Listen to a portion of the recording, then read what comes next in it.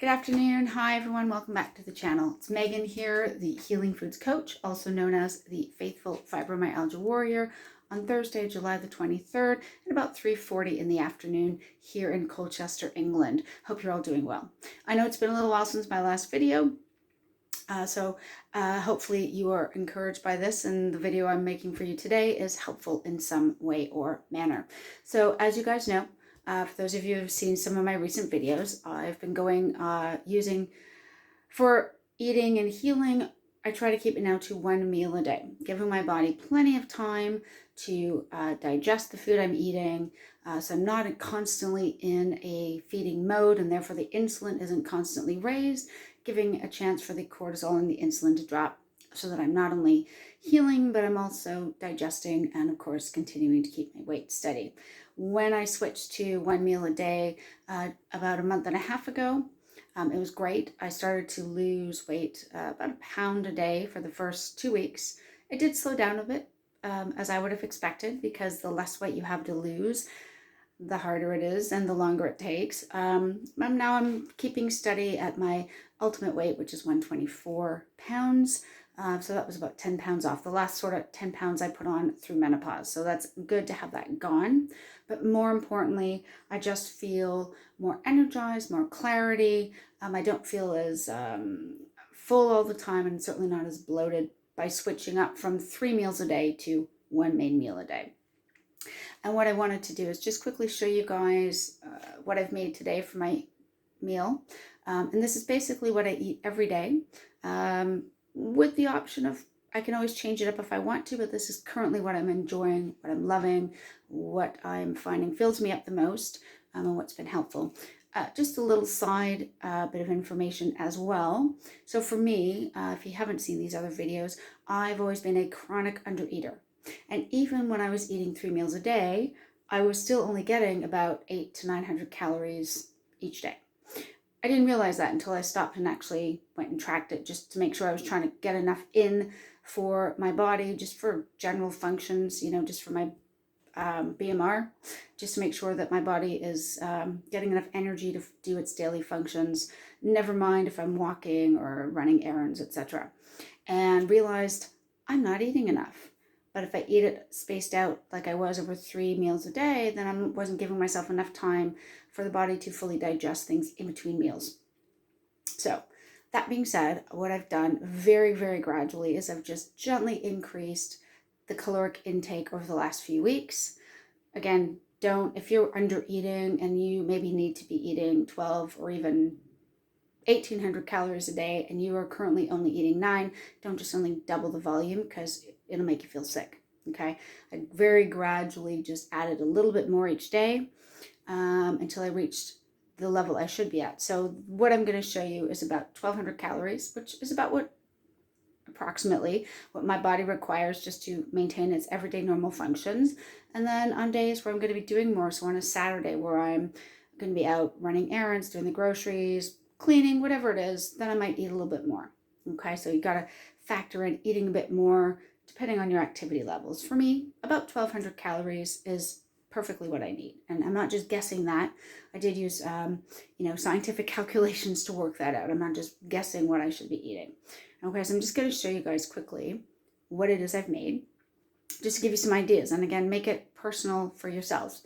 Find the things that you enjoy and eat that. But here's what I'm currently eating. So that is 2 quarter-pound of beef burger patties from Sainsbury's. They're just in the fresh meat section. I just chop them up, throw them in the skillet. 4 jumbo fire pit sausages from Tesco. And then a couple of slices of butter on top, just kind of melted in for the extra fat, because I still need to make sure I'm getting enough saturated fat in my diet. So this I will eat now, and this will sustain me till around this time tomorrow. And that's providing me with all the energy I need. And one of the big reasons, other than giving my body a break to digest properly, so the insulin drops, the cortisol drops, the insulin drops, and your weight is maintained, but more than that, the healing continues, is that the way I was doing it before, I would often feel You know, not always, but I would sometimes feel like I was stuffed up, and it was like the food never fully digested, and I was dealing with bloating and stuff, even on a carnivore diet. And again, I stick strictly to only carnivore, strict carnivore, 0 carbs for myself. Okay. What I've found is now that I've kind of switched this way to this way of eating, I just feel like my digestion is a lot better. I don't feel bloated, and I don't feel like stuffed up with food all the time, which is amazing. A couple things I've learned though, and you'll have to play with scheduling for yourself just to see what works best for you. I initially tried starting by eating around 6 o'clock at night, because normally that's when I'd be home from work, and that's when everyone would be ready to eat.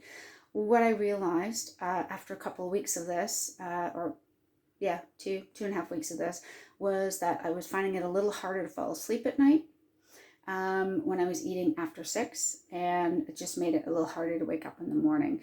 And I know part of that is because the digestive process is starting later at night, which means my body's going into rest and digest mode later, which I also realized was going to have me, when I wake up in the morning, with cortisol levels a bit higher than I would like. So I've kind of slowly pushed that window back. I tried eating closer to 5. I've moved it back to 4. So now I aim to eat between 2 and 4, closer to 3:30 every day.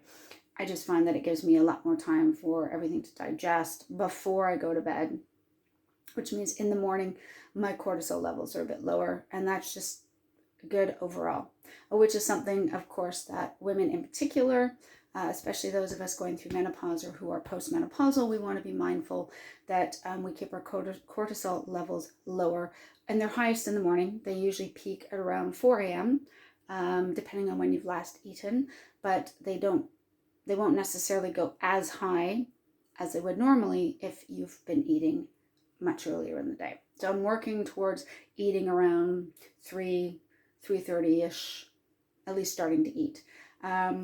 Now that's a challenge for me because I do work full time. So that means sometimes what I'll do is when my actual lunch break, so I work 3 different shifts, 9 to 4, 9 to 5, 10 to 6.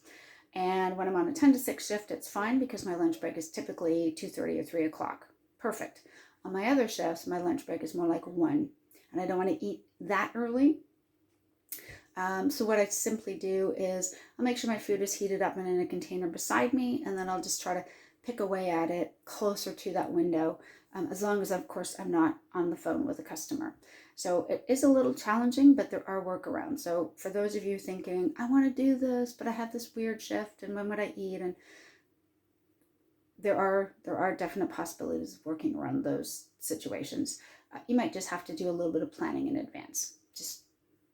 Just a thought, okay, if you're considering doing this. And I'm not saying I've got it completely figured out. I might decide that eating every day at 1 o'clock or having food at 1 o'clock is best, but for right now, this seems to be working so that it's giving my body enough time to digest, and I'm not left feeling that I'm awake all night or having high cortisol in the morning because I ate too late in the evening. So I will keep you posted. I'll let you know how it goes. If anything changes, I will keep you updated. But it's been working, but overall, it's been really helpful. So if this is something that you've considered trying, I would say definitely give it a try. Don't just suddenly jump into it 1 meal a day. You should definitely ease into it, because otherwise your body's just going to be not happy, and that's not good. Ease into it, maybe push your breakfast window back a little, move up lunch a bit, move up dinner a bit, gradually work up to that. And as I've learned the hard way, always make sure that you are getting enough calories in the food you consume. Go with high saturated fats. You don't necessarily even need to have a lot more protein, but make sure the fats are there, particularly if you're female. Okay, just to make sure our hormones are happy, that we're happy, and therefore the people around us can remain happy. That's it for today, guys. Thank you so much for watching. If you'd like to hear more content or see more content, hear more about this, let me know below. Otherwise, I will be back with you guys with another video very soon. Thank you again, and I will see you in the next video.